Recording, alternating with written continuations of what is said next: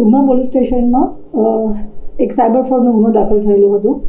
જેમાં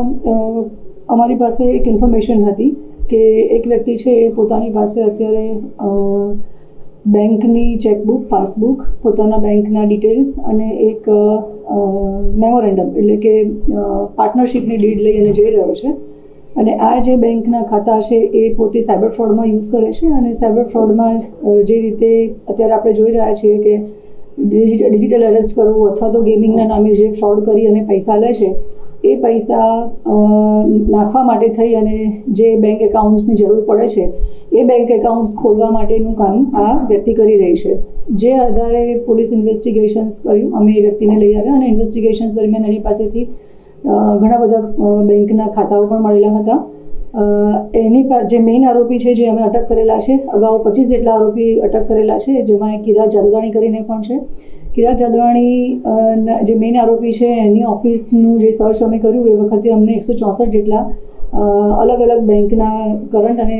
ખાતા મળેલા હતા, જેમાં એ લોકો બેંકના એમ્પ્લોઈઝને, કર્મચારીઓને પણ સાથે રાખી અને ગુમાસ્તા ધારા વગર પણ દુકાન ખોલવી, દુકાનના ફોટોગ્રાફ્સ લેવા, ખોટા ફોટોગ્રાફ્સ બનાવવા અને એના આધારે બેંકમાં એક ખાતું ખોલાવવું, બેંકમાં ખાતું ખોલાવી અને એક આખી લિંક જનરેટ કરવી, API લિંક પણ જનરેટ કરવી અને એ લિંક જનરેટ કરી અને ખાતું ખોલાવી અને જે સાયબર ફ્રોડના નાણાં છે એ ખાતામાં પડતા હતા. જે વખતે જે આ ખોટી રીતે દુકાનની ઓળખ ઊભી કરવી, ખોટા ડોક્યુમેન્ટ્સ બનાવવા, એના માટેના પણ જે સાથ સહકાર આપેલા હતા એ આરોપીને પણ અમે અગાઉ અટક કરેલા છે. બેંકના 8 કર્મચારીઓને પણ અમે અટક કર્યા છે, કારણ કે બેંકની કર્મચારીની સંડોવણી વગર આ સાયબર ફ્રોડના નાણાં એ ખાતામાં પડે એ શક્ય જ નહોતું. આખી લિંક એસ્ટાબ્લિશ થઈ અને જે બેંકના ખાતા ધારકો છે, જે વ્યક્તિ પોતે એક ખાતું જે પોતે જાણે છે કે મારું ખાતું ખોલાવ્યા પછી મારે કિરાત જાદવાણીને આ ખાતું વેચવાનું છે, જેના બદલામાં મને 50,000 કે 1 લાખ રૂપિયા આપશે, એવું ખાતા ધારક જાણે છે. એ જાણે છે કે આમાં કોઈ ઇલીગલ ફ્રોડના નાણાં પડવાના છે, છતાં પણ એ 50,000 અથવા 1 લાખ રૂપિયાની લાલચમાં આવી અને પોતે પોતાનું ખાતું કિરાત જાદવાણીને વેચતા હતા. એવા તમામ ખાતા ધારકોને પણ અમે પોલીસે અગાઉ અટક કરેલા છે. એ ઇન્વેસ્ટિગેશન્સની લાઈન જ્યારે ચાલુ હતી ત્યારે અમારી પાસે એક એવી ઇન્ફોર્મેશન સ્ટડીના આધારે અને ઇન્વેસ્ટિગેશન્સમાં મળી કે જે ખાતાઓ 164 જેવા જે ખાતાઓ છે એમાંથી આશરે 8 થી 9 જેટલા ખાતાઓમાંથી 90 લાખ રૂપિયા જેટલા જે રૂપિયા છે એનું ટ્રાન્ઝેક્શન થયું છે. અમિત નામની કોઈ વ્યક્તિ છે અને જેના ખાતામાં આ પૈસા પડેલા છે. જ્યારે અમિતની અમે પૂછપરછ કરી ત્યારે અમિતે કીધું હતું કે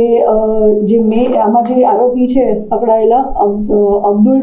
અબ્દુલ કાદિર ચામડિયા, જેઓ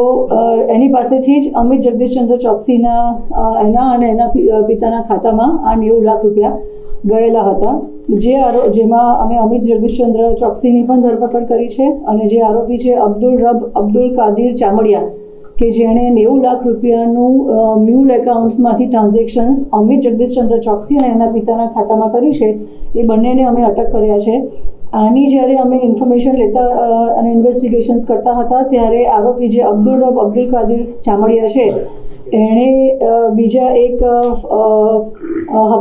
હવાલાથી પણ USDT ટ્રાન્સફર કરેલા છે, જેનું નામ છે ચિરાગભાઈ ઉર્ફે ચાર્લી નાગજીભાઈ સુતરિયા. એના ત્યાં કામ કરતા પ્રવીણભાઈ લક્ષ્મણભાઈ ગઢિયા, જેઓની પણ અમે અટક કરેલ છે. અને USDTમાં એ લોકો ત્યાં આ જે પૈસા મ્યુલ એકાઉન્ટ્સમાંથી સાયબર ફ્રોડના આવતા હતા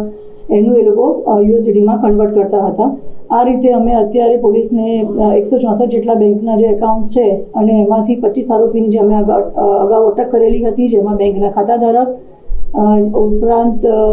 જે લોકો બેંકના કર્મચારી છે એ, જેમણે આખું આ કોન્સ્પિરન્સી રચી છે એ,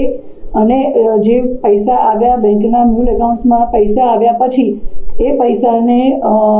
ટ્રાન્સફર કરી અને USDTમાં જે ટ્રાન્સફર કરવાની આખી એક લાઈન છે, જેમાં અબ્દુલ કાદિર ચામડિયા, અમિત જગદીશચંદ્ર ચોકસી અને ચિરાગ ઉર્ફે ચાર્લી નાગજીભાઈ સુતરિયા અને પ્રવીણભાઈ લક્ષ્મણભાઈ ગઢિયા નાઓની અમે અટક કરેલ છે.